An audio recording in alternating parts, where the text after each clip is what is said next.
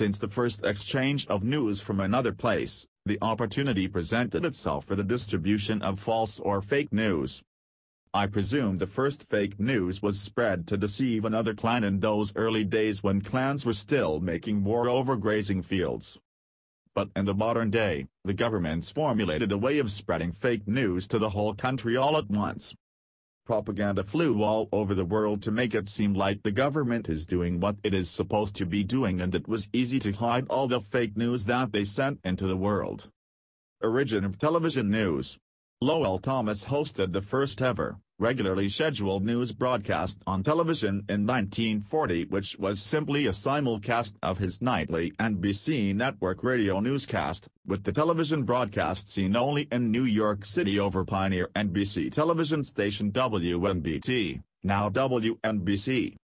Then in the 90s the internet was invented for sharing information, and as it grew, so did the ability of more people got involved with checking on the news that came out over the airwaves. When social media made its presence known, the ability of individuals from the comfort of their own homes could share information freely with others with the same interests. But this also presented a new opportunity for governments and media houses to spread their news and information. When politicians realized the impact that social media can have on the outcome of elections, they turned to these platforms to get their messages across to the masses. But what they did not expect was the ability of the people that saw this news to question it and started to fact-check everything. Many dirty little secrets were revealed with the use of these social media platforms. The power of social media was vastly underestimated by the people in power and in charge of the news. Now to the present. In recent times the face of politics changed dramatically, but the mainstream media lagged behind because they were so set in their ways of supporting the old regimes that they would do everything in their power to stay relevant should the old powers return. Journalism these days are not what it once was in the past. The editors still think that they have the power to select what information they share with the public on a daily basis. So to stay relevant, journalists started to manufacture facts for their stories to sensationalize their articles so that more people would watch their news broadcasts. On the 25th of February 2019 a documentary was launched by a gentleman called Tommy Robinson called Panodrama. This documentary exposes the lengths that some journalists would go to get a story, true or fake. The mere fact that this journalist, reporter John Sweeney, in the documentary had a specific narrative in mind to destroy the life and relevance of Tommy, his own life and livelihood might now be in jeopardy. Let's have a look at an extract from Panodrama. I'm very, very proud of my Irish heritage. Who's a scumbag to you, John? No, who's a scumbag I'm very proud of my Irish heritage. Yeah? If you get somebody like me talking to a source, and actually that source is in fact a mole working for Tommy Robinson, then in the context of a 2-3 hour conversation, there will be moments where jokes happen. I'm very proud of myself. But the people who've been beaten up by Antifa, or the Antifa have attacked Tommy and you've been there. Those people are brainwashed. And they're lefty people. They're lefty. Self-hating whites. I'd like to call them a honky. How do you use an other racial term? You call them honkies. Hold on a second. You call them honkies. This is a conversation with your source. In what I'm trying to do is... You're trying to label me, and what's happened is in one afternoon, in 1 month, John, you've been... Okay, let me talk about homophobia. You seem obsessed. You seem obsessed with gays. So you have an obsession, because then you ask if Joe Mulhall's gay, right? Because they've not gone out and just had a mate that's gay. That's the difference. So you've got people up in like all these different places in the UK or whatever, and they're sort of... They've not just had a gay mate. Have they never met a conservative MP? No. I remember one line in particular, she said, what do you think about LGBT or something? And I said, well, some of the stuff that gay people say is just ridiculous. And that's me being the way... By the way, there's nothing wrong with it. You said something worse, I guess. Probably. That's the way that I would speak to Kaylin. Ridiculous. You know, yes. That's the way that I would speak to Kaylin in a bar, you know. I think they're ridiculous. They should be shot. Well, yeah, exactly. No, obviously. No, I know, but did you say it? No. Good. That's the thing, because unbeknownst I would to... say that, by the way. I would... And they should be shocked. What were we talking about? Oh yeah, Joe's dick pics. Is he gay? On my gay darl's rubbish. He's a Bertie Wolf there, is he? He's a Bertie Wolf there, is he? He's a Bertie Wolf there, is he? May the best man win. Yeah. Well, that's a bit weird. Dzień dobry. I'm not a jerk. He's a woofer. Woofer, Cockney rhyming slang for puffer.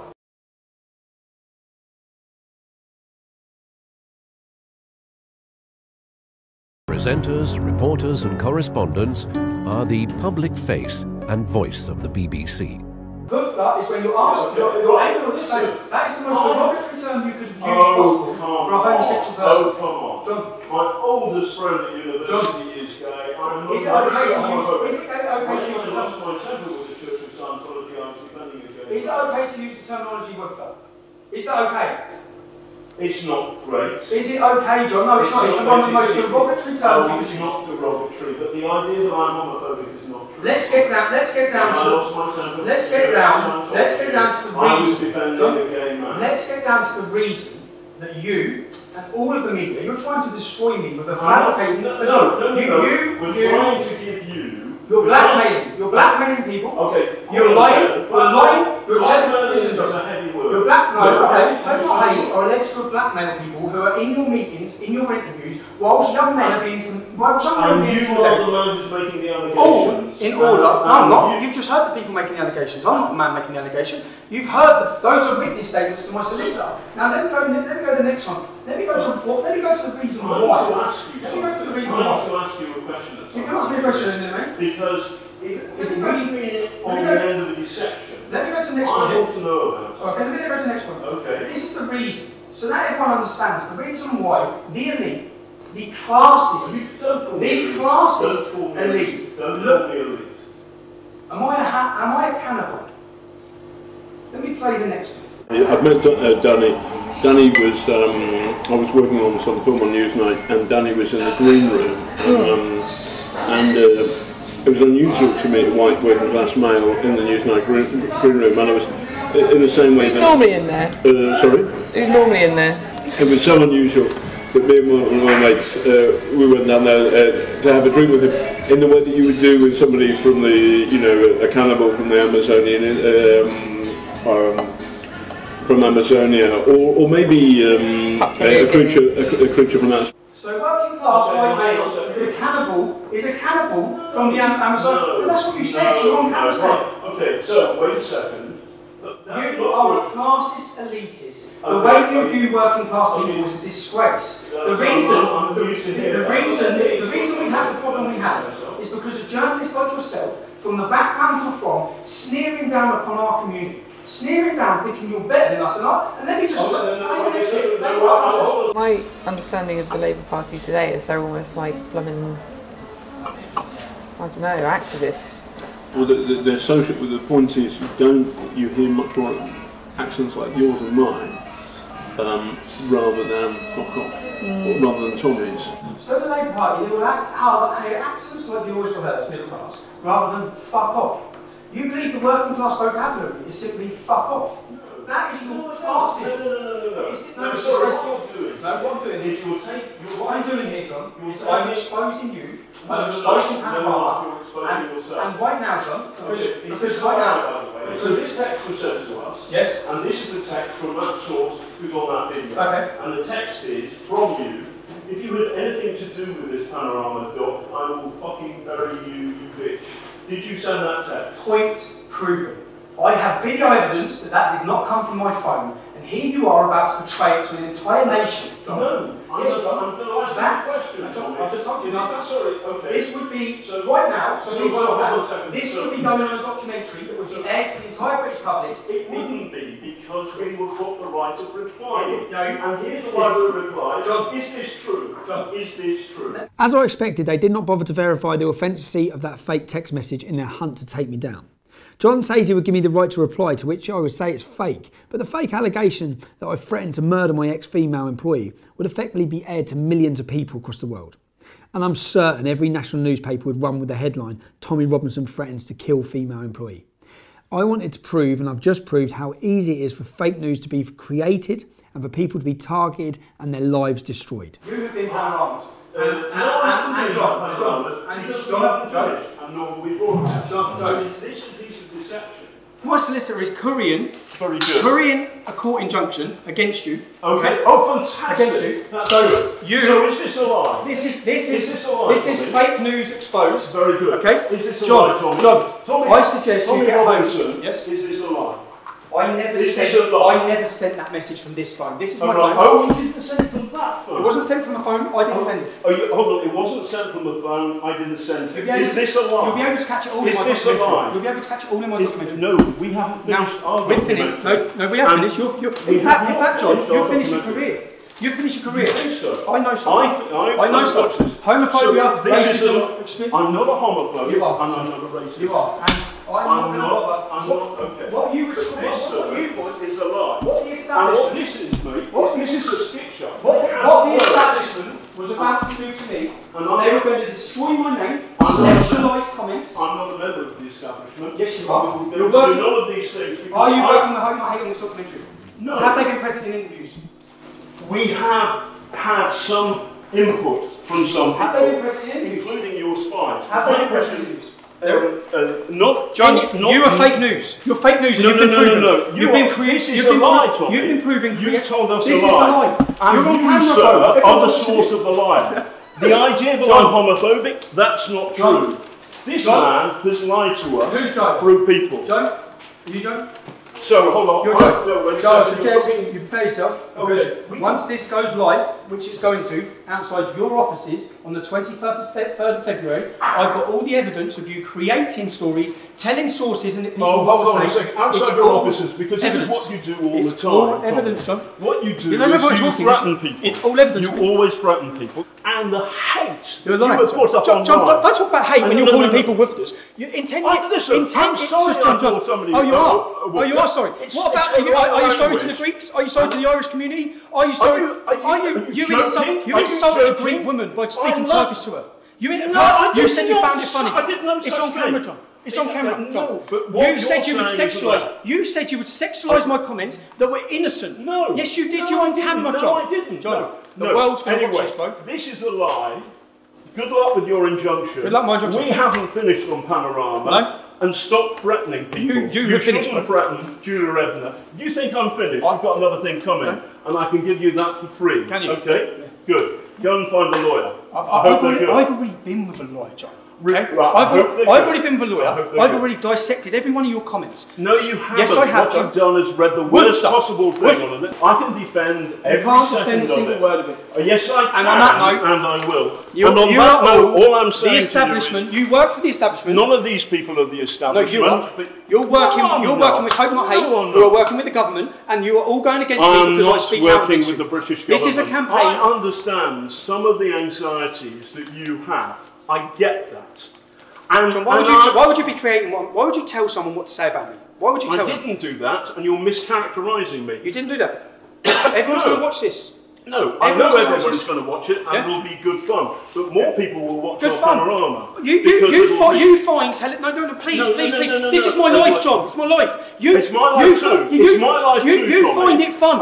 You find it fun to tell someone that an innocent comment is sexualised. Do you know what that would do to my family? Do you know what it would do to my children? Do you know what you're doing? Do you know what you're doing to my family? You have no idea what you're doing to my family. If you'd have got away with what you were trying to do to me, you'd have ruined me. You'd have broke my marriage. Hold on a second. You'd have broke my marrich. What you've done is this. There's only one journalist in this room, John, and it's not you. Okay? Oh, really? Okay. That's it. Okay. You're a disgrace. And in fact, anyone who's been taken. This documentary that reporter John Sweeney was doing would have been totally manufactured with a twist in it to portray Tommy as a sexual and violent deviant in the view of all his supporters on social media. But due to the diligence of the team behind Tommy, the manufactured news was debunked and exposed even before it made it to the viewers out there watching the BBC for their news and information. Subsequently, there is now an investigation into the state-funded broadcaster because of this documentary exposing how some of the modern-day journalists get the twist on some news events to portray their own narrative. Let's have a look at a short extract from the report published just a couple of days ago. The link is in the description below. What's up, guys, and welcome back. Just found out this evening that the BBC is actually under review. This was released about 15 hours ago, but thanks to Avi Yamini on YouTube for sharing it. I didn't actually know that this was happening, so yet again, news isn't being spread by mainstream medias, not on the TV anyway. So let's read through this, shall we? BBC bias under review as Ofcom regulator concerned over impartiality. Okay, BBC is being kept under scrutiny by British regulatory authority Ofcom following bias claims over Brexit and fears some of its current affairs programme don't reflect in-depth investigative journalism. Well, that's very true, because we saw with the John Sweeney with Tommy Robinson how he was racist, homophobic, impartial, making up stuff and everything. So yeah, the depth and impartiality of the news programmes of the publicly funded British broadcast is under review. The Ofcom probe was launched yesterday after being announced in late 2018. The regulator is looking into whether the broadcast remains a trusted destination for audiences, even as the national debate becomes more and more polarised with Brexit. In its first annual report on the BBC, Ofcom said, "We will look at the range and depth of analysis in news and current affairs across all platforms and how this compares with other UK news providers. The British broadcaster is still believed to be performing well in many respects." What does that mean, actually? In many respects. So, some of the time, when people ain't lying, basically.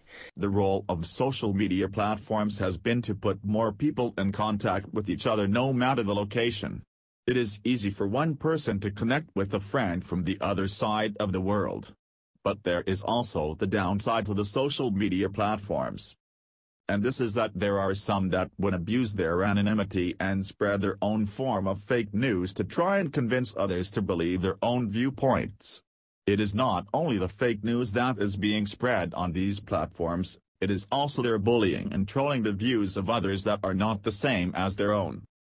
So many people these days still rely and depend on the television for their information that some of these institutions would do anything to keep their views for as long as possible on their channel.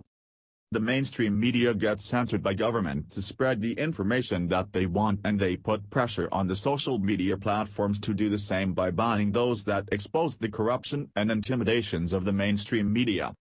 It would seem that platforms like Facebook and Twitter and the likes fold to the pressure put on them to take down any account that is not in line with the narrative that they want out in the public domain. For this reason, many accounts have been blocked or terminated by these platforms, while other extremist groups' accounts that are in line with the government or mainstream media narrative remain open to spread their lies and propaganda. In recent times, some of the high-profile accounts like that of Tommy Robinson and Lauren Southern have been blocked or deleted because they expose this censorship and are seen by many as true journalists that want to get the truth of what is happening across the globe to the people of the world. And it is not only the social media platforms that partake in this deception that the influential and politicians want the world to consume. Even the police are getting involved on the action with the harassment of these individual independent reporters. Avi Yamini is an independent Jewish journalist politician from Israel that resides in Australia. The police have accosted him and others, while the true criminals and instigators of violent acts are being ignored are the very same police members, because it is not politically correct to do something about the hate and violence that these individuals commit. And it is not only the police that are involved in the accosting and intimidation of these independent reporters.